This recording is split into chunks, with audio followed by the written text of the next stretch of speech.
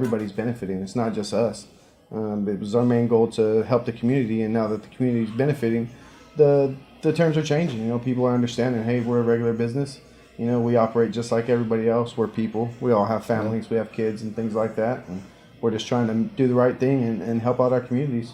We've already done a ton of revenue for the city, upwards over $700,000 in the taxes. But that doesn't even talk about the stuff we donated to the city. We've put multiple vehicles, K9 officers. We've helped the police department out with other options, you know, especially the cameras, the fire department. We've donated to them. We do the local Christmas show, donated to the toy drives. We do 2 scholarships for the high school. We also help with the rec center. We just bought a new wrestling mat for them. It's huge.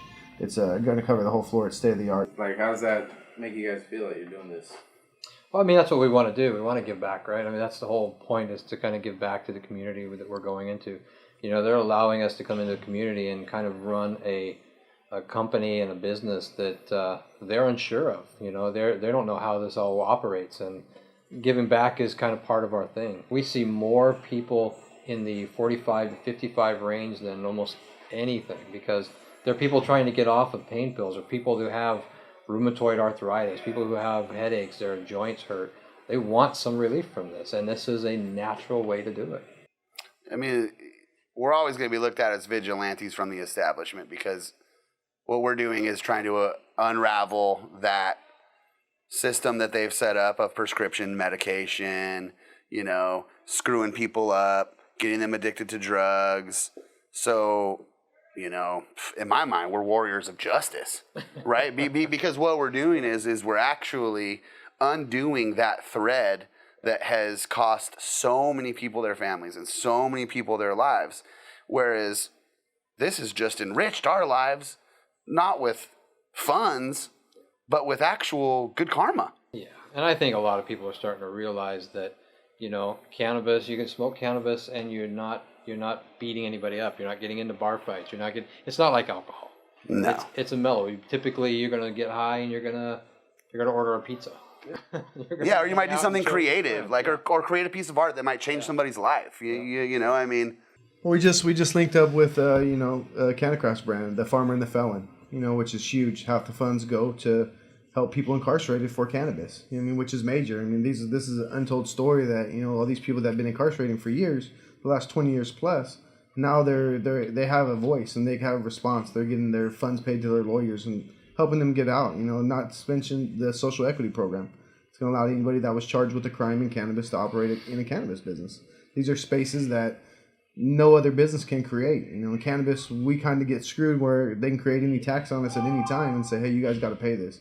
Well, now it's our turn to turn the tax money back around and say, hey, these are the programs we want to help. These are the guys we want to help. Are people that are just like us that, you know, caught misfortune at some point and ended up in a jail cell. You know, so it's key for us. You know, I mean, it's the best feeling. And the taxes are good on the cities. You know, the one thing that I think is going to change the industry altogether is going to be when they drop 280E. 280E is a tax on us that's driving the black market.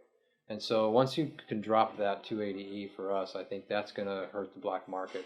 It'll allow us to compete with the black market, because right now with that on the books, the taxes we pay, it's hard to compete with the black market. You know, I mean, we drop our prices as low as we can go, but you know, we're still taxed.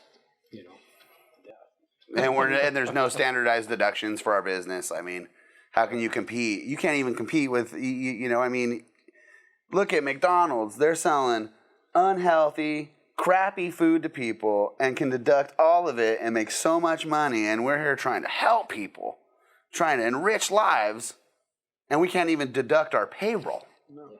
It's the same. I mean, like, if you look at our tax rate, we're taxed, alcohol's taxed anywhere from 20 to 25 cents an ounce.